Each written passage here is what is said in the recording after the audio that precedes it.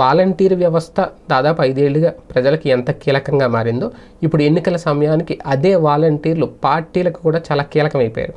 వైసీపీకి ఇందులో పెద్దగా ఇబ్బంది ఏం లేదు, ఎందుకంటే వాళ్ళ వ్యవస్థే కాబట్టి చాలామంది సానుకూలంగా అన్నారు. కానీ తెలుగుదేశం పార్టీ విషయానికి వచ్చేసరికి ఇప్పటికే కొంతమంది రాజీనామాలు చేశారు, కొంతమంది రాజీనామాలు చేయలేదు.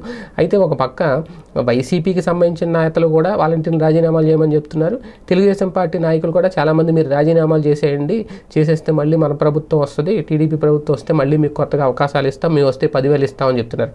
దీంతో ఇప్పుడు వాలంటీర్లకు ఏం చేయాలో అర్థం కాక అయోమయ పరిస్థితి. కొన్ని చోట్ల అయితే వాలంటీర్ రాజీనామా చేసినందుకు 15,000 ఇస్తామని కూడా ప్రకటిస్తున్నారట.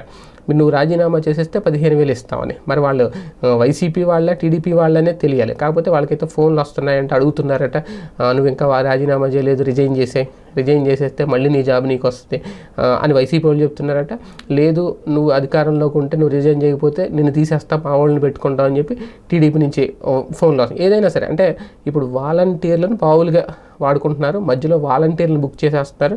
వాళ్ళ భవిష్యత్తు ఏంటని వాళ్ళకి అర్థం కావట్లేదు. మళ్ళీ జగన్ వస్తే 5,000 తీసుకుని పనిచేయాలా, బాబు గారు వస్తే 10,000 తీసుకుని పనిచేయాలా, ముందు ఇప్పుడు రాజీనామా చేయాలా, రాజీనామా చేస్తే మళ్ళీ ఇదొక బంపర్ ఆఫర్ 15,000 ఇస్తానని ప్రకటన చేస్తున్నారంట, అవి తీసుకొని సైలెంట్గా రాజీనామా చేయాలా, మా భవిష్యత్తు ఏంటి, మా మనుగడ ఏంటని అర్థం కావట్లేదు అంటారు కొంతమంది వాలంటీర్లు. ఓపెన్గా చెప్పట్లేదు కానీ సోషల్ మీడియా వేదికగా అయితే వాళ్ళ అభిప్రాయాలు షేర్ చేసుకుంటున్నారు.